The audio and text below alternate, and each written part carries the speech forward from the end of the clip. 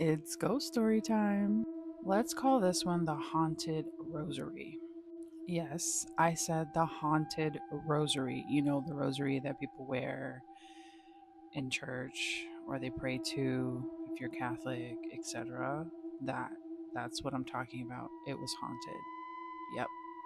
See, the guy that liked me at the time, who eventually became my boyfriend, he went to the hospital because he got stabbed in the hand for fighting.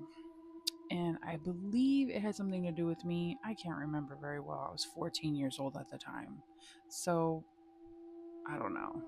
He had stopped by with his father after he got the stitches in his hands for being stabbed. And I was worried, so I was kind of glad that he came by. He was so excited because he had bought me something while in the hospital getting stitched up. And I'm like, what? What are you doing? It was the most beautiful rosary I had ever seen in my life. I can't even describe the beading was like this like iridescent blue color. It was so pretty. See, when I was younger, I was obsessed with crosses. My dad used to make fun of me and say, "Oh, what are you, Madonna?" I loved crosses so much, like any style. It could even be junk jewelry, and I loved it. So he just went and bought me something to impress me because we weren't together, and he just wanted to like say, "Hey, look at me." I was so excited because to me, I was gonna wear it like as a necklace.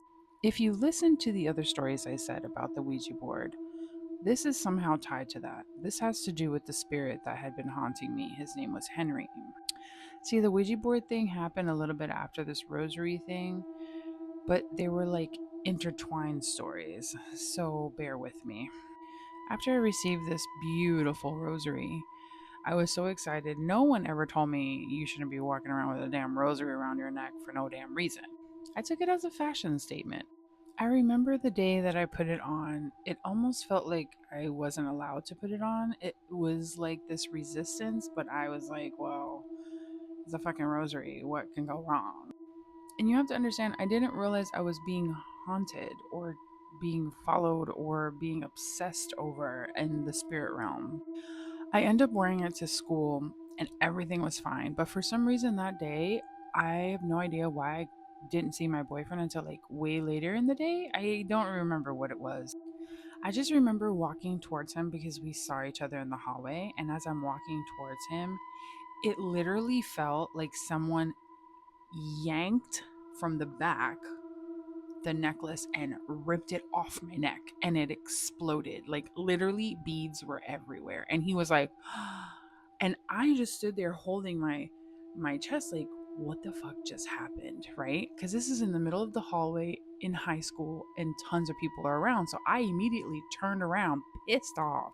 Mind you, I didn't realize that he was literally looking at me, like watching everything. And I look and turn around and everybody's looking at me like I'm crazy. And I'm like, I can't believe who the fuck did that, blah, blah, blah. And then he walks up to me. He was like, there was nobody there. I was like, what the fuck are you talking about? What the fuck do you mean there was nobody there? Mind you, this is a very skeptical guy. Like, he doesn't believe in any of this shit. He gets to the floor and he was like, there was nobody there. There was nobody next to you. No one touched you. I'm like, I felt it. I literally felt somebody yank it from the back of my neck, just and popped it off my fucking neck. He's like, I didn't see anything. I didn't see anybody. And that's why my face was like in shock. We were on the floor picking up all the beads, and I was like, me, skeptical. Because I was like, there's no fucking way that this thing just explodes off my neck like that. And we're sitting here picking up all these beads that nobody had supposedly yanked off my neck. You know what I'm saying? I want you to understand that this necklace was not string of any kind. This was like tiny little hooks, actually, like this. Tiny little hooks hooked together with the bead, right? So, like, it takes a lot of force to yank this thing off of me. We found the majority of the pieces. I mean, all the beads were pretty much picked up, and I was just like, okay, there's no fucking way. But when I get home, I'll fix it because I really love this rosary. I put it all back together and I just stared at it like, hmm, I don't know about this thing. I was like a little creeped out, like, still didn't understand how the fuck did this happen. But trust me when I tell you, this story just gets even weirder. So I'm going to make a part two. Sorry.